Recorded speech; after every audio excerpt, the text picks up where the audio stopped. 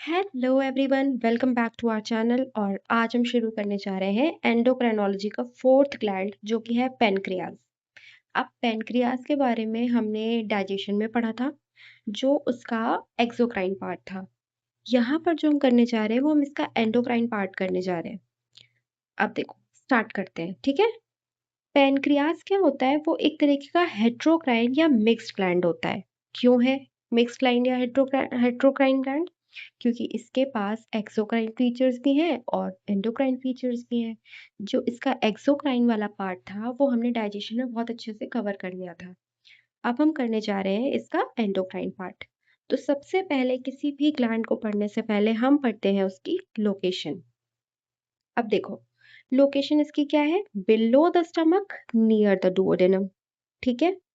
अगर जिसने भी डाइजेशन पढ़ा है उसको ये स्ट्रक्चर प्रॉपरली आंखों के सामने आ गया होगा कि इस टाइम क्या हुआ है यहाँ पे। फिर देखो, जो स्ट्रक्चर है पेनक्रियास का वो 3 पार्ट्स में डिवाइड है। This is head, body and tail. और ये वाला जो पार्ट है ये आपका डुओडेनम वाला पार्ट है। ठीक है। Now this is the histological part.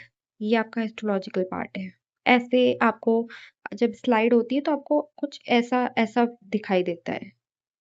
ठीक है। Of course we can not draw here that part. अब देखो, क्या होता है कि जो एंडोक्राइन पार्ट है वो हमें मोस्टली किधर दिखता है?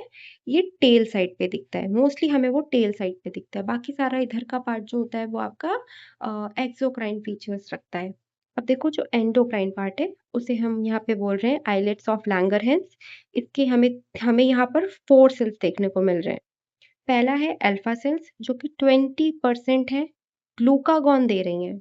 बीटा सेल्स हैं, 70% है, इंसुलिन दे रही हैं। फिर आपकी डेल्टा सेल्स हैं, सोमैटोस्टैटिन दे रही हैं। एफ सेल्स हैं, पैनक्रियाटिक पॉलीपेप्टाइड दे रही हैं। और ये दोनों ही मिलकर अप्रॉक्स 10% देती हैं। तो सबसे पहले सेल्स याद कर लेना, कौन सी सेल्स आपको कौन सा हार्मोन दे रही हैं। ठीक है, ये बहुत ही बेसिक है, ऑफ कोर्स आपको याद होगा, 12th से 11th से पढ़ते आ रहे हो। अब हम आ जाते हैं बीटा सेल्स पे। सबसे पहले हम इंसुलिन पे जा रहे हैं। ठीक।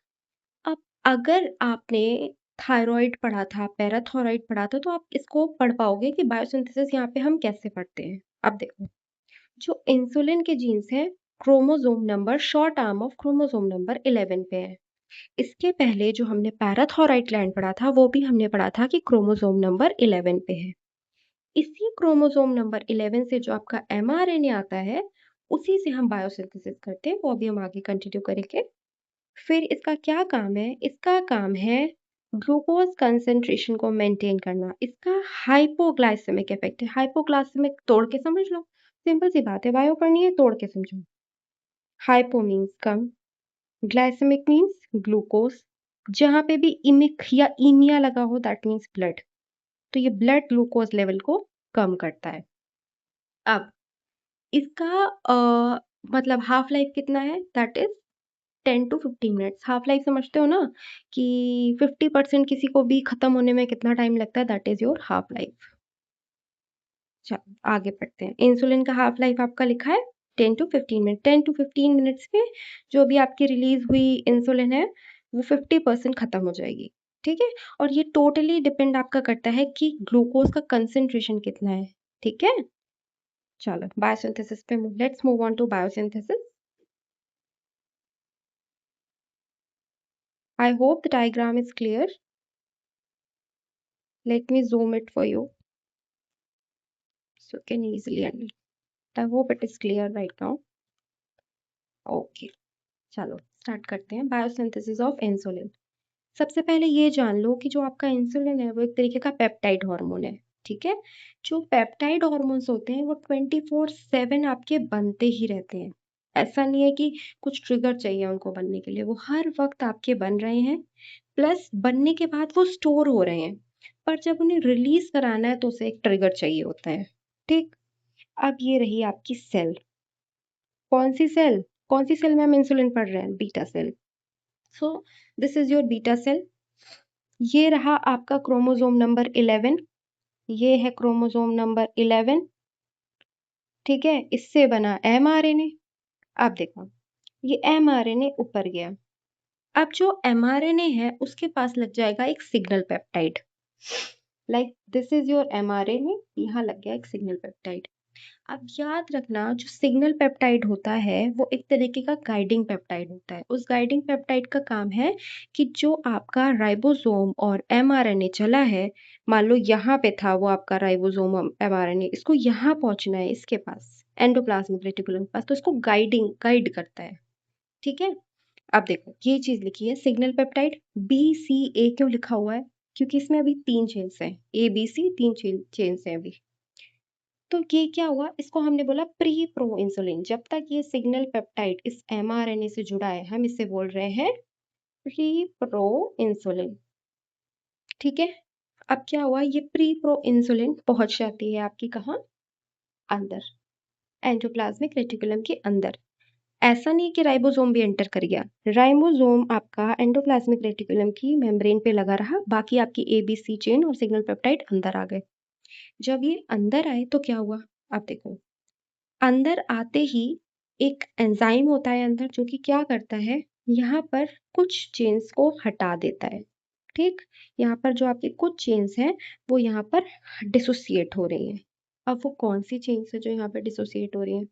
आपकी जो सिग्नल पेप्टाइड लगी थी ये यहाँ से डिसोसिएट हो गई। जब सिग्नल पेप्टाइड डिसोसिएट हुई तो हम इसे बोलते हैं प्रो इंसुलिन, और जब सिग्नल पेप्टाइड थी तो इसे बोलते हैं प्री प्रो इंसुलिन। ठीक, अब ये मूव कर जाएगा गोल्जी की तरफ। ABC चेन मूव करेगा किसकी तरफ, गोल्जी की तरफ। नाउ सी, जब ये गोल्जी के पास पहुंचे तो गोल्जी में क्या हुआ, गोल्जी ने भी क्लीवेज कर दी। गोल्जी ने क्लीवेज किसकी करी, गोल्जी ने काट दिया C चेन को। अब बचा क्या, A चेन B चेन। अब यही A चेन B चेन बाहर निकल जाएंगे, सिक्रीटरी वेसिकल्स में पैक हो जाएंगे, और आपकी insulin is ready for the release. लेकिन जब ट्रिगर आएगा तब, ऐसे आपकी इंसुलिन का बायोसिंथेसिस होता है। सेम जैसे हमने पैराथोराइड में पढ़ा, यहाँ पे भी वही चीज हो रही है। अब हम देख लेते हैं कौन सी चेन कितने अमीनो एसिड्स की है। ए चेन आपकी 21 अमीनो एसिड्स की होती है, बी चेन आपकी 30 अमीनो एसिड्स की होती है, और इन दोनों को प्लस कर दो तो आपकी जो इंसुलिन हो जाएगी वो कितने अमीनो एसिड्स की हो गई, 51 अमीनो एसिड्स की। अब ये हेट्रोडाइमर है, क्यों हेट्रोडाइमर है, क्योंकि यहाँ पे ए और बी पॉलीपेप्टाइड है, एक आपकी 21 अमीनो एसिड्स की, एक आपकी 30 अमीनो एसिड्स की। अब जब दो चेन्स आपस में जुड़ रही हैं, एक ए चेन एक बी चेन है, तो इनके बीच में कोई तो लिंकेजेस हुए होंगे ना। तो अब ये लिंकेजेस कहाँ हो रहे हैं ये देखते हैं। एक हुआ इंट्रा चेन डाइसल्फाइड बॉन्ड, मतलब अपनी ही चेन में जो बॉन्ड बना हुआ है, समझ रहे हो, जो चेन जैसे ये वाली चेन है ना, इसी में जो बॉन्ड आपस में बना है वो बॉन्ड किसके बीच में बना है, 6th अमीनो एसिड और 11th अमीनो एसिड। उसके बाद इंटरचेन डाइसल्फाइड बॉन्ड, जो कि दूसरी चेन में ए और बी के बीच में बना है। तो ए और बी, ए चेन का 7th अमीनो एसिड और बी चेन का 7th अमीनो एसिड। वैसे ही जो दूसरा बना हुआ है वो बना है ए चेन का 20th अमीनो एसिड और बी चेन का 19th अमीनो एसिड। तो ऐसे आपका ये बहुत इंपॉर्टेंट है कि कौन सा बॉन्ड कहाँ बना हुआ है। तो ऐसे याद रखना है, इंट्रा चेन जो है 611 में बना हुआ है और अपनी ही चेन में बना हुआ है, ए चेन में बना हुआ है। और जो इंटरचेन डाइसल्फाइड बॉन्ड्स हैं वो ए और बी के बीच में बनेंगे, ऑब्वियस सी बात है। तो एक 7-7 और एक 20-19 के बीच में बना है। तो नेक्स्ट पार्ट हम पढ़ने जा रहे हैं कि रिलीज कैसे होता है इंसुलिन का। ठीक है, अभी तक ये देख लिया कि सिंथेसिस हो गई, अब रिलीज के लिए भी तो कुछ ट्रिगर चाहिए होगा ना, कैसे पता चलेगा कि इंसुलिन रिलीज होनी है, तो वो पढ़ते हैं। चलो देखो, इंसुलिन का रिलीज हम पढ़ने जा रहे हैं कि कैसे इंसुलिन रिलीज होती है। तो सबसे पहले ये जानो कि यहाँ पे हो क्या रहा है। यहाँ पर ये हुआ कि सबसे पहले ये है आपका ब्लड वाला पार्ट, इतना जो ऊपर का पार्ट है ना, दिस इज योर ब्लड वाला पार्ट। इसको हम बीच से डिवाइड कर देते हैं, एक तरफ हम हाई ब्लड में एक तरफ हम हाई ग्लूकोज में पढ़ेंगे, एक तरफ हम लो ग्लूकोज में पढ़ेंगे। देखो, जब ग्लूकोज आपका हाई हो रहा है, बढ़ रहा है, ठीक, जैसे ही ग्लूकोज हाई हुआ तो जो आपकी बीटा सेल्स थी ना, उनमें लगे थे GLUT2 ट्रांसपोर्टर्स। ये रही आपकी बीटा सेल्स, ये लगा है GLUT2 ट्रांसपोर्टर। तो जब ग्लूकोज हाई हुआ तो ग्लूकोज अंदर आने लगा, high concentration to low concentration नीचे ट्रेवल करने लगा। अब जो ये ग्लूकोज अंदर आया बीटा सेल्स के, ये ग्लूकोज क्या हुआ, एटीपी में चेंज हो गया। ये ग्लूकोज एटीपी में चेंज होने लगा बीटा सेल्स में आकर। लेकिन अब एटीपी भी बढ़ती जा रही है क्योंकि ग्लूकोज हाई है, ग्लूकोज आता जा रहा है, आपकी एटीपी बढ़ती जा रही है, एटीपी बढ़ती जा रही है। जब आपकी एटीपी बढ़ती जा रही है तो क्या हुआ कि अब यहाँ पर जो आपके पोटेशियम के चैनल्स थे वो बंद हो गए। ठीक है, जो आपके यहाँ पे लगे हुए पोटेशियम के चैनल्स थे ये बंद हो गए। ये चैनल्स आपके बंद, चलो बंद हो गए, फिर क्या होगा, और जैसे ही आपके ये चैनल्स बंद हुए, आपके कैल्शियम के चैनल्स खुल गए, तो कैल्शियम आने लगा अंदर। देखो फिर से देखो, ग्लूकोज बढ़ा, ग्लूकोज जैसे ही बढ़ रहा है तो वो high concentration to low concentration beta cells के अंदर आने लगा। तो जो ग्लूकोज अंदर आ रहा है वो एटीपी में बदलता जा रहा है। जब वो एटीपी में बदलता जा रहा है तो एक एक्सटेंट आएगा कि एटीपी बहुत ज़्यादा बढ़ गई होगी। जब एटीपी बहुत ज़्यादा बढ़ गई होगी तो आपके पोटेशियम चैनल्स बंद हो जाएंगे। इसकी वजह से जो आपका -70 अभी तक सेल था, वो आपका -50 पे चला गया, यानी और डीपोलराइज हो गया। ठीक, और जैसे ही आपके पोटेशियम चैनल बंद हुए, कैल्शियम के चैनल्स खुल गए, कैल्शियम अंदर आने लगा। अब कैल्शियम भी अंदर आ रहा है, कैल्शियम का इन्फ्लक्स हो रहा है, और जब आपका कैल्शियम बहुत ज़्यादा राइज कर जाएगा आपकी बीटा सेल्स के अंदर, तो क्या होगा कि आपकी ये जो इंसुलिन की वेसिकल्स थी, ये जाएंगी और मेम्ब्रेन से फ्यूज होके इंसुलिन को बाहर रिलीज करा देंगी। यहाँ से अब ये वेसिकल्स यहाँ जाएंगी और इंसुलिन को बाहर रिलीज करा देंगी। सिंपल। तो जो आपका अल्टीमेटली इंसुलिन रिलीज हुआ किसकी वजह से हुआ, कैल्शियम के राइज की वजह से। कैल्शियम अंदर ज्यादा आ गया, दैट इज द थिंग। देखो वही लिखा हुआ है, rise in calcium ion concentration, insulin is released. ठीक है, फिर इंसुलिन जो होती है वो रिलीज होती है आपकी हेक्सामेरिक फॉर्म में, बट जो उसका फंक्शनल फॉर्म होता है वो होता है मोनोमरिक फॉर्म। अब रिलीज ऑफ इंसुलिन के लिए आपका Zn2+ is also very important. अब देखो, अब अगर इंसुलिन बाहर रिलीज हो रही है तो उसके साथ कुछ प्रो इंसुलिन, कुछ सी पेप्टाइड, कुछ Zn+, कुछ एमाइलिन भी रिलीज होता है। ओके, अब ये जो इंसुलिन और जो आपकी सी पेप्टाइड है, ये आपके बिल्कुल इक्वल अमाउंट में होती है, मतलब दोनों ही इक्वल अमाउंट में रिलीज होते हैं बाहर। वैसे ही यहाँ पे ये लिखा हुआ है, once the vesicles are fused, not only the insulin, other molecules are also release. तो ये सारे मॉलिक्यूल्स आपके बाहर रिलीज हो चुके हैं, और जो सी पेप्टाइड और इंसुलिन है ये इक्वल, अप्रॉक्सली इक्वल ही रिलीज होते हैं। अब देखो, और जो इंसुलिन और एमाइलिन का रेशियो है वो 100:1 है, मतलब अगर कहीं 100 ml इंसुलिन है तो एमाइलिन सिर्फ 1 ml होगी। और जो इसका फंक्शनल फॉर्म है वो आपका कौन सा है, हेट्रोडाइमेरिक फॉर्म।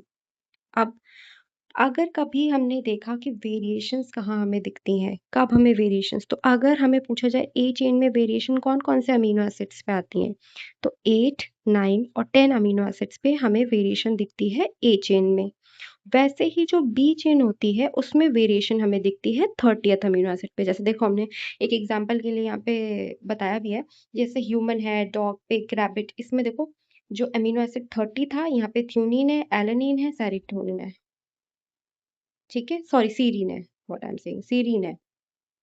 ओके, देखो, थियोनीन है, एलेनिन है, सीरीन है, कोई प्रॉब्लम नहीं, यहाँ तक सब कुछ ऐसा ही है। एक काऊ होती है बोवाइन सीरम इंसुलिन, उसके अंदर एक काऊ होती है, उसके अंदर होता है बोवाइन सीरम इंसुलिन। जब हमने उससे अपना डिफरेंस देखा कि हमारे ह्यूमंस में और उसमें कितना डिफरेंस आता है, तो वो हमें 3 अमीनो एसिड्स का डिफरेंस मिलता है। ठीक है, अब आपके लिए मैंने ना एक स्मॉल नोट भी बना दिया है ताकि आप रिवीजन कर सको। High blood glucose level enters the beta cells via GLUT2 receptors. Glucose convert हो रहा है एटीपी में। हाई एटीपी से जो पोटेशियम चैनल्स थे वो डीपोलराइज हो गए, -70 से -50 हो गए और क्लोज हो गए। फिर कैल्शियम चैनल्स ओपन हुए, कैल्शियम का इन्फ्लक्स होने लगा, इंसुलिन की वेसिकल्स फ्यूज कर जाती है मेम्ब्रेन से और इंसुलिन रिलीज हो जाती है ब्लड में, due to which what, rise in calcium ion concentration. इस वजह से इंसुलिन आपकी रिलीज हुई हेक्सामेरिक फॉर्म में और फंक्शनल है मोनोमेरिक फॉर्म में। तो ये आपका रिलीज ऑफ इंसुलिन है। Now let's move on to mechanism of action, कि अब काम कैसे कर रही है। ठीक है, चलिए let's move on to mechanism of action. अभी तक हमने देखा कि इंसुलिन जो थी वो बाहर रिलीज हो चुकी थी। अब हमें देखना है कि इंसुलिन काम कैसे करेगी। ठीक, ये रहा आपका एक हिपैटोसाइट। हम सबसे पहले पढ़ेंगे hepatocyte. Hepatocytes are cells of liver. हम देखेंगे कि हिपैटोसाइट्स पे काम कैसे हो रहा है। तो इंसुलिन आई, इंसुलिन रिलीज हो गई थी। अब जो इंसुलिन होती है वो जाकर आपकी बाइंड करती है इंसुलिन रिसेप्टर पे। ये रहा आपका आईआर इंसुलिन रिसेप्टर, इंसुलिन आके यहाँ पे बाइंड कर गई। अब जब इंसुलिन यहाँ पे बाइंड कर गई तो इससे क्या होने लगेगा कि जो आपका सेल है, जो अभी तक यहाँ पे GLUT1 GLUT2 लगे हुए थे, ये अब अपनी ग्लूकोज इनटेक को और तेज कर देंगे। यहाँ से जो बाहर ब्लड में और ज्यादा ग्लूकोज हो गया उसको और तेज लेने लगेंगे अपने अंदर।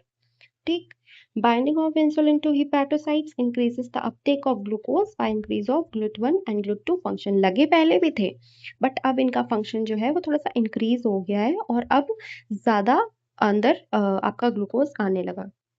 अब यहाँ पर जो अंदर ग्लूकोज आया उसका हो क्या रहा है ये देखते हैं। ठीक, सबसे पहले जो आपका ग्लूकोज था उसके ऊपर ग्लूकोकाइनेज काम करता है और ग्लूकोज 6 फॉस्फेट बना देता है। ग्लाइकोलिसिस तो सबने देखी ही है, सेम वही चीज चल रही है। ग्लूकोज ग्लूकोकाइनेज की प्रेजेंस में ग्लूकोज 6 फॉस्फेट और ग्लूकोज 6 फॉस्फेट की प्रेजेंस में ग्लाइकोजन सिंथेज काम करेगा और ग्लाइकोजन बन जाएगा। तो अल्टीमेटली ग्लूकोज से बन गया ग्लाइकोजन। ठीक, अभी जो ग्लाइकोजन है इस फॉर्म को हम स्टोर कर देते हैं। तो अल्टीमेटली यहाँ पर ग्लाइकोजीनेसिस प्रमोट हुई या ग्लाइकोलिसिस प्रमोट हुई। ये था आपका पॉजिटिव रेगुलेशन। अब हम देखेंगे नेगेटिव रेगुलेशन में क्या हो रहा है। जो ग्लूकोज 6 फॉस्फेटेज है या लिवर फॉस्फोरिलेज है, ये क्या करते हैं, जो बचा हुआ ग्लूकोज है, कुछ ग्लूकोज तो ग्लाइकोजन में आपका कन्वर्ट हो गया, पर जो बचा हुआ ग्लूकोज है उसको ये कन्वर्ट कर देते हैं फैट्स में।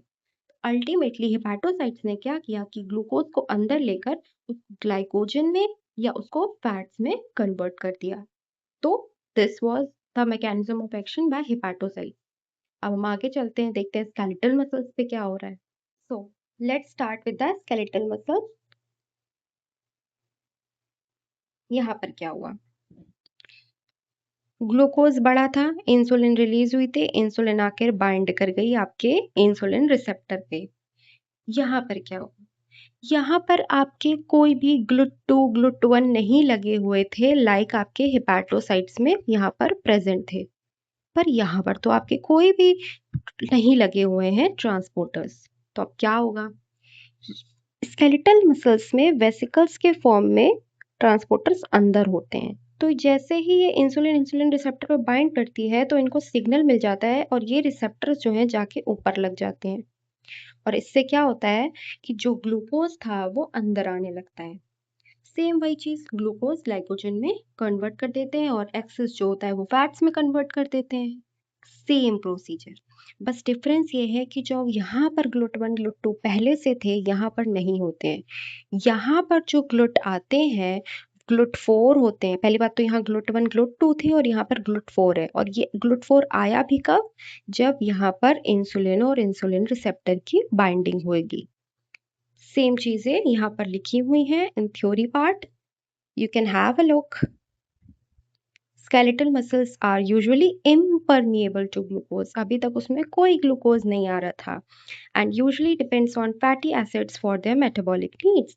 अगर इन्हें अपनी मेटाबॉलिज्म करना भी है तो ये फैटी एसिड्स पर डिपेंड करते हैं। पर अब क्या हुआ, जब हमने कोई हैवी एक्सरसाइज कर ली या हमारी बॉडी में ग्लूकोज बढ़ गया है तो इंसुलिन आई है, तो उससे हमारी बॉडी में परमिएबिलिटी आ जाती है स्केलेटल मसल्स में ग्लूकोज के लिए।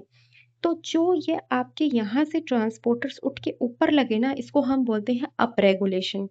यहाँ अप रेगुलेशन हुआ है GLUT4 का और ये कब होता है, इंसुलिन की प्रेजेंस में या ड्यूरिंग एक्सरसाइज। बस ये आपको स्केलेटल मसल्स में पता होना चाहिए। नेक्स्ट पार्ट हम देखेंगे एडिपोज टिश्यू का। नेक्स्ट इज अबाउट आपका एडिपोज टिश्यू। अब देखो एडिपोज टिश्यू में क्या होता है, ये रहा आपका डायग्राम से पढ़ना और अपने नोट्स भी बनाते जाना साथ में ताकि आपको समझ आता रहे। देखो ग्लूकोज बढ़ा, इंसुलिन आई, इंसुलिन आके रिसेप्टर्स पे बाइंड कर गई। अभी हम जैसे स्केलेटल मसल्स में पढ़ के आए हैं कि यहाँ पर ग्लूट4 के ट्रांसपोर्टर्स नहीं थे, वेसिकल टूटती है फिर वो ऊपर जाते हैं। सेम चीज यहाँ होती है, जब इंसुलिन और इंसुलिन रिसेप्टर बाइंड करते हैं तो आपकी ये वेसिकल टूट जाती है और ये जाके ऊपर आपके अप रेगुलेशन हो जाता है ग्लूट4 का, और ग्लूकोज जो है वो अंदर आने लगता है। अब देखो यहाँ जो ग्लूकोज अंदर आ रहा था उसके साथ क्या हुआ, अप रेगुलेशन हुई ग्लूट4 की, ग्लूकोज अंदर एंटर किया। अब ये ग्लूकोज बदल जाता है पिरुवेट में या पायरोविक एसिड में। फिर जो आपका ये पायरोविक एसिड है ये बदल जाता है एसिटाइल कोएंजाइम ए में, और यही एसिटाइल कोएंजाइम ए बना देता है फ्री फैटी एसिड्स। सिंपल, कुछ भी नहीं, बस ग्लूकोज आया अंदर, ग्लूकोज पिरुवेट में या पिरुविक एसिड में चेंज हुआ, फिर एसिटाइल कोएंजाइम में, और एसिटाइल कोएंजाइम से फैटी एसिड्स में चेंज हो गया। ऐसे होता है आपके एडिपोज टिश्यू में। नेक्स्ट, आपके इंसुलिन के कुछ और भी फंक्शंस लिखे हुए हैं, वो देख लेते हैं। जैसे कि ये रिस्पॉन्सिबल है फॉर द ग्रोथ। इसके अलावा यहाँ लिखा है कि ये सेल परमेबल बनाता है अमीनो एसिड्स के लिए, प्रोटीन सिंथेसिस के लिए। इसको हम हार्मोन ऑफ एबंडेंस भी कहते हैं। ये डिक्रीज करता है extra cellular potassium ion concentration को। कैसे करता है? By increasing sodium potassium ATPase function. Sodium potassium के एटीपेज फंक्शन को इंक्रीज करके ये पोटेशियम आयन की कंसेंट्रेशन को एक्स्ट्रा सेलुलरली मतलब सेल के बाहर कम करता है। इसके अलावा ये लिखा हुआ है कि in the presence of insulin majority of the cells permeable to glucose and also utilising. जब भी आपकी इंसुलिन आएगी तो आपकी बॉडी की majority of the cells will try to uptake the glucose and also to utilise that glucose. ठीक है, either to store that और ईदर टू यूटिलाइज दैट। चलो, let's move on to next part. This is about disorders. कौन कौन सी disorders होते हैं? अब देखो, जो बीटा सेल्स होती है उनके भी तो कुछ इनहिबिटर्स होते होंगे। Inhibitors are for every cell और every hormone, every molecule. Now we have inhibitors for everything. So जो बीटा सेल्स के इनहिबिटर्स हैं, बीटा सेल्स से इंसुलिन, तो अल्टीमेटली जो आपके इंसुलिन के इनहिबिटर्स हैं उनको हम बोलते हैं एलॉक्सेन या स्ट्रिप्टोजोसिन। ठीक है, एलॉक्सेन या स्ट्रिप्टोजोसिन। तो ये क्या है? हाइपरग्लाइसीमिक। अगर इंसुलिन कम हुआ तो ये हाइपरग्लाइसीमिया मतलब ब्लड में ग्लूकोज को बढ़ा देंगे। ये इसके बारे में लिखा था, इन दोनों के बारे में। अब देखो, आपको बीटा सेल्स में कुछ प्रॉब्लम आई है, इंसुलिन से रिलेटेड कुछ प्रॉब्लम आई है, तो क्या होगा? सबसे पहले आप कैसे पहचानोगे? जो आपको फिजिकली पहचानने का, या आपसे बोल दो कि प्राइमरी सिम्टम क्या होगा आपको डायबिटीज का, that is your polyuria. Polyuria is frequent urination, bar bar urinate करने के लिए अर्ज आना बॉडी में। ओके, सेकेंडरी हम बोलते हैं ग्लाइकोसूरिया, क्योंकि वो टेस्ट के बाद हमें पता चलता है कि हमारी ब्लड में ग्लूकोज अप डाउन है, तो दैट इज ग्लाइकोसूरिया। फिर high urination output, that is polyuria only. Weight loss, ketosis, ketone bodies बढ़ जाती हैं। एसिडोसिस, ब्लड एसिडिटी इंक्रीज हो जाती है, पीएच आपका गिर जाता है। फिर आ जाता है पॉलीडिप्सिया। डिप्सिया, DYPSIA, डिप्सिया यानी बहुत प्यास लगती है। पॉलीफेजिया यानी सिग्निफिकेंट हंगर, बहुत भूख लगती है। This is the case of diabetes mellitus. देखो, ये डायबिटीज मेलिटस है and diabetes insipidus is different thing, तो दोनों को मिक्स मत करना। तो ये केस है आपका डायबिटीज मेलिटस का। इसके अलावा कुछ और सिम्टम्स होते हैं like blood vision, nervous related issues, diabetes neuropathy, that are all related to diabetes only. चलो, अब हम पार्ट पढ़ते हैं कि डायबिटीज में भी हमें कुछ टाइप्स मिलते हैं, तो वो देखते हैं कि कैसे क्या टाइप्स होते हैं। डायबिटीज मेलिटस जो है आपकी, वो दो तरीके की हमें मिलती है, टाइप 1 या टाइप 2। इसके अलावा इसका एक और नाम होता है IDDM या NIDM, that is insulin dependent diabetes mellitus. और ये क्या है? Non insulin diabetes mellitus. ठीक है, तो दो तरीके की हमें डायबिटीज मिल रही है। यानी कि ये वाली जो है इंसुलिन डिपेंडेंट, ये इंसुलिन की वजह से प्रॉब्लमेटिक कर रही है। अब देखो कैसे हम इसे याद रखेंगे, सिंपल सी याद रखो। जो टाइप 1 होती है वो होती है, उसमें बीटा सेल्स जो होते हैं वो डिस्ट्रॉय हो गए होते हैं। ओके, बीटा सेल्स आपके डिस्ट्रॉय है, बीटा सेल्स है ही नहीं तो इंसुलिन आएगी नहीं, इंसुलिन नहीं आएगी, सी पेप्टाइड नहीं आएगी। और ये अप्रॉक्स आपके 40 मतलब जुवेनाइल डायबिटीज इसलिए कह रही हूँ कि बच्चों में होती है ये। अगर आपकी बीटा सेल्स में कुछ प्रॉब्लम है, जेनेटिक इशू है, तो वो हमें पहले ही पता चल जाएगा, दैट इज जुवेनाइल डायबिटीज। ये एक ऑटो इम्यून डिसऑर्डर है और ये लाइफ स्टाइल से रिलेटेड नहीं है कि आपको 40 50 60 साल में हो रहा है, नहीं। This is a type of disorder जो हमें कभी-कभी जेनेटिक बोल लो या बोल लो कि हमें ये पहल बाय बर्थ ही पता चल जाता है, ठीक है? या कभी म्यूटेशंस की वजह से हो जाता है। नेक्स्ट पार्ट, जो आपका टाइप 2 डायबिटीज़ है, इसमें क्या है, आपकी बीटा सेल्स भी नॉर्मल है, अल्फा सेल्स भी नॉर्मल है, सारी सेल्स नॉर्मल है। पर अभी प्रॉब्लम क्या है? इंसुलिन भी सही आ रहा है। प्रॉब्लम ये है कि आपका जो इंसुलिन के रिसेप्टर है, वो काम नहीं कर रहे हैं। इंसुलिन पहुँच रहा है रिसेप्टर तक, पर वो बाइंडिंग नहीं हो पा रही, उनके लिए रेसिस्टेंट हो चुके हैं। अब उन पे वो इंसुलिन काम नहीं कर पा रही है। तो ये बड़े लोगों में होता है, 40 साल या 40 साल से बड़े, तो ये लाइफ़स्टाइल रिलेटेड है, लाइफ़स्टाइल की वजह से हो रहा है। Next part is c peptide. C peptide जो रिलीज़ हो रही थी आपके इंसुलिन के साथ, ये होती है आपकी 33 amino acid long linear peptide. एक काम करना, एक जगह पर सारे अमीनो एसिड्स को लाइन से लिखते जाना, सारे हॉर्मोन्स कितने अमीनो एसिड्स के हैं, तो लास्ट मोमेंट जब आप रिवीजन करोगे, that will be very much easier for you. तो ये क्या करते हैं, ये प्रमोट करते हैं वैसोडाइलेशन को और ये इंक्रीज करते हैं नाइट्रिक ऑक्साइड को। ये जो नाइट्रिक ऑक्साइड है ना, इसका एक अलग पाथवे होता है जो हम पढ़ेंगे सेल सिग्नलिंग वाले पार्ट में। अब ये ग्लूकोज एक्यूमुलेशन करवाता है एंडोथेलियल सेल्स में, हेंस किडनी डैमेज करा देता है। वुंड हीलिंग को ये कम करता है। रेटिनोपैथी भी शो करता है।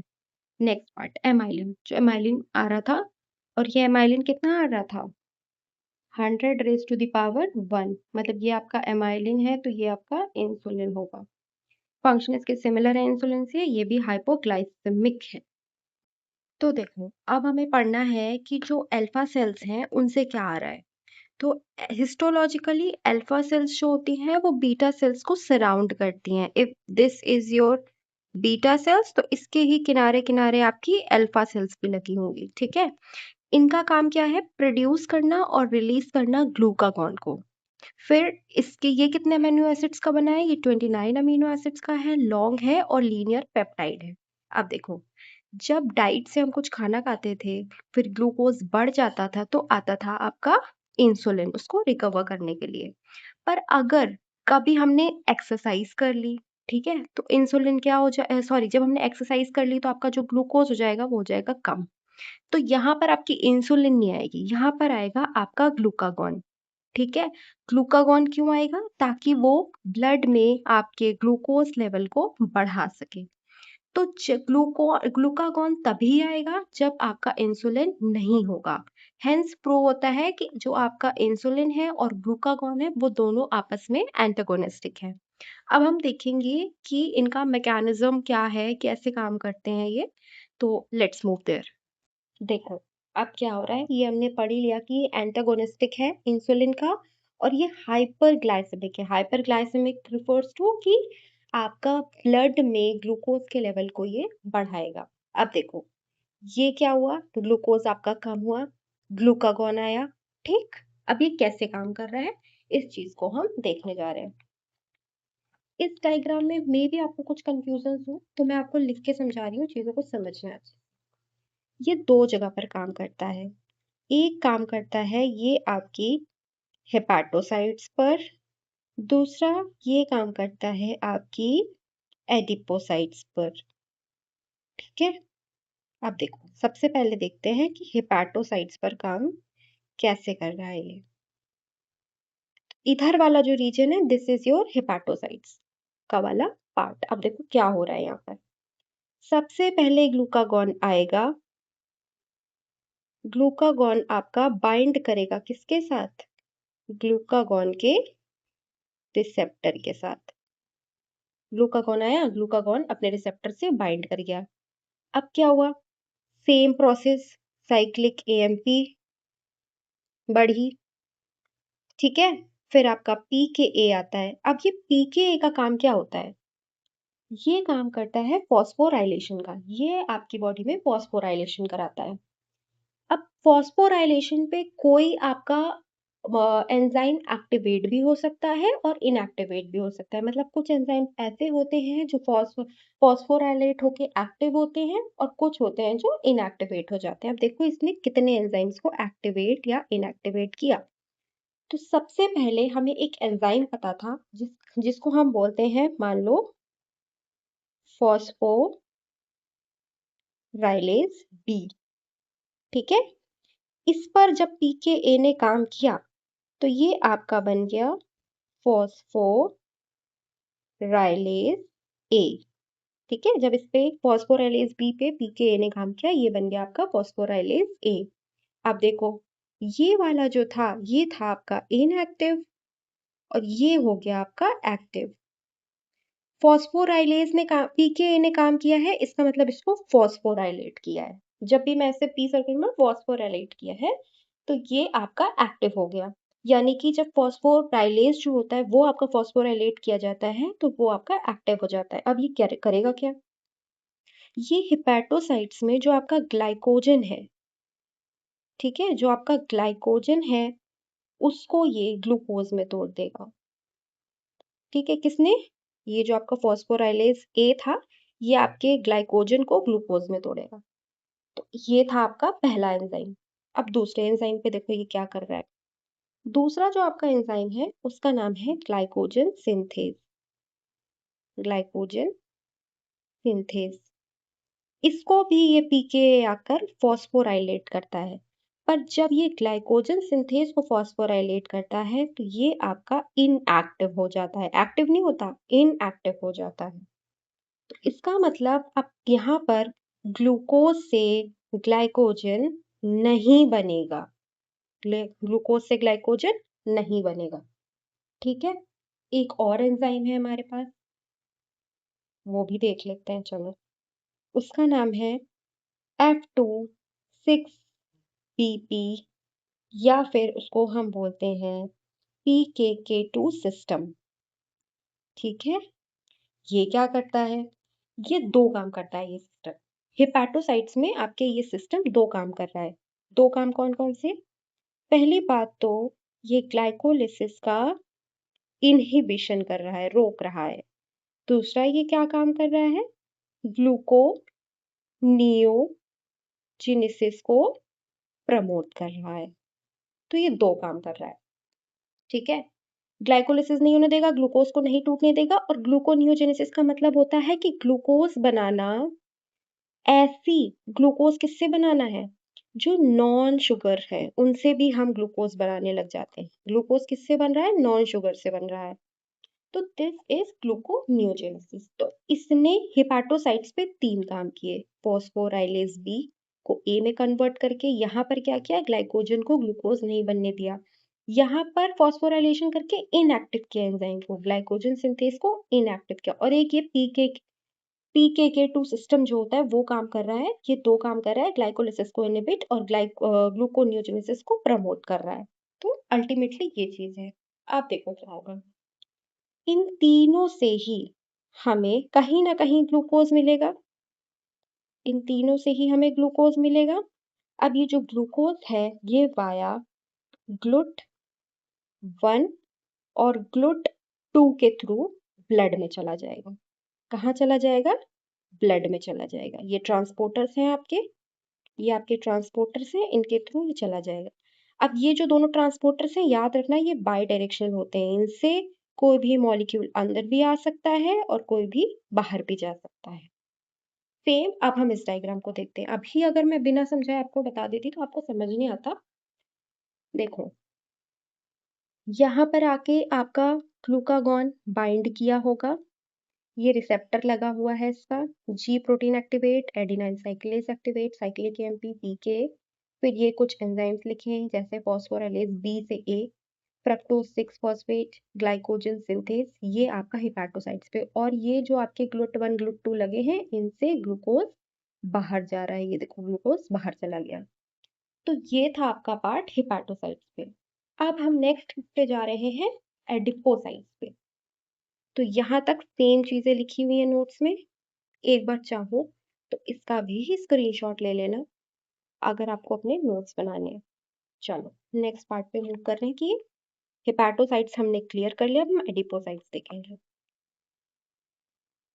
एडिपोसाइट्स पे क्या हो रहा है, देखो एडिपोसाइट्स पे क्या हो रहा है, सेम वही जो आपका ग्लूकागॉन था वो बाइंड करेगा ग्लूकागॉन के रिसेप्टर पे।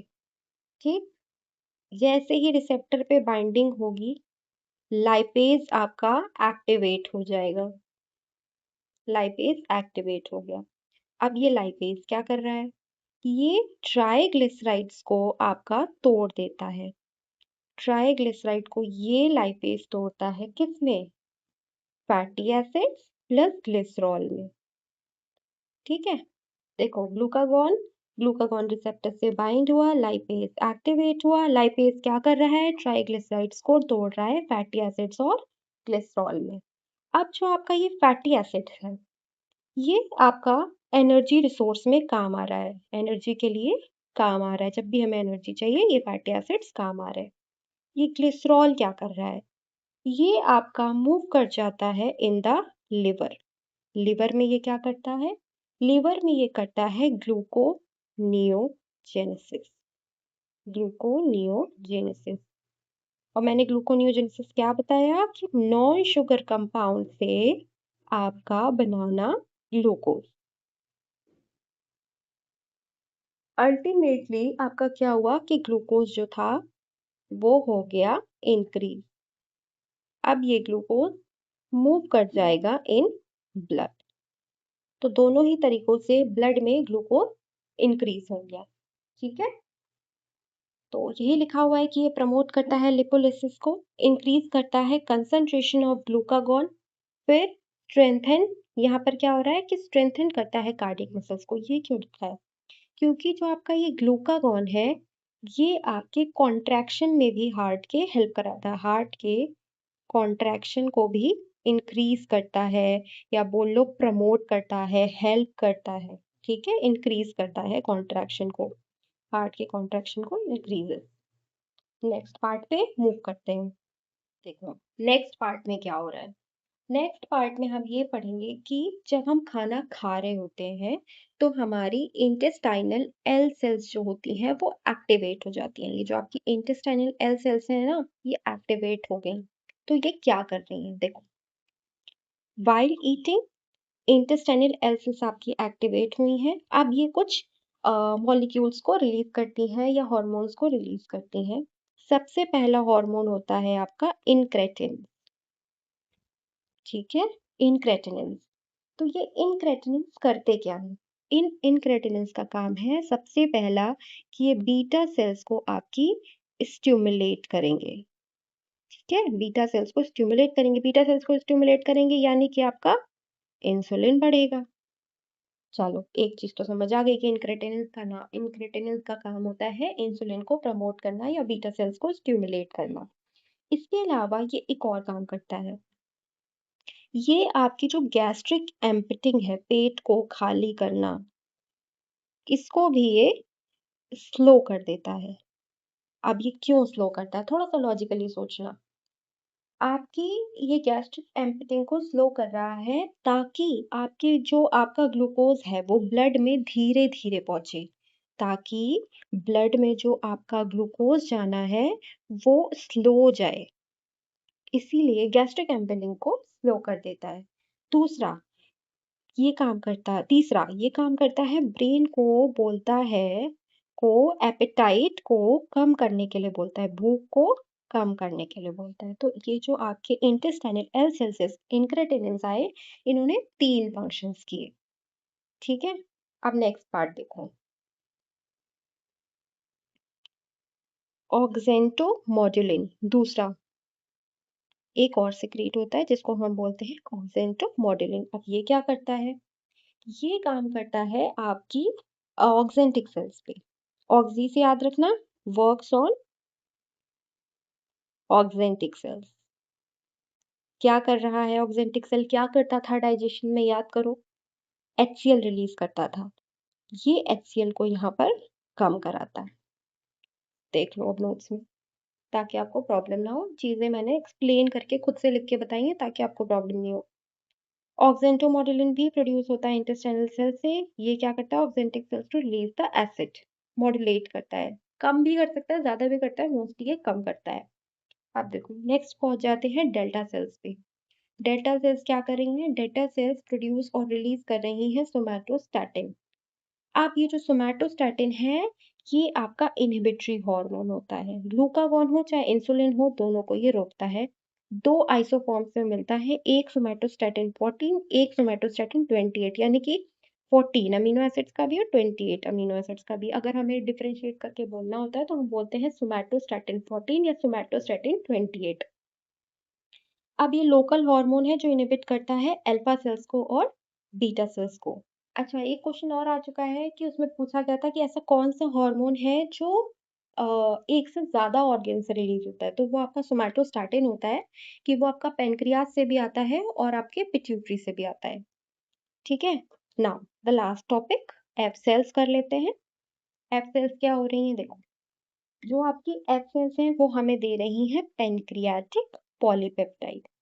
पैनक्रियाटिक पॉलीपेप्टाइड का क्या काम है? पैनक्रियाटिक पॉलीपेप्टाइड जो होता है वो स्टिमुलेट करता है पैनक्रियाज को कि वो सोडियम बाइकार्बोनेट को रिलीज करे। और सोडियम बाइकार्बोनेट का काम क्या होता है?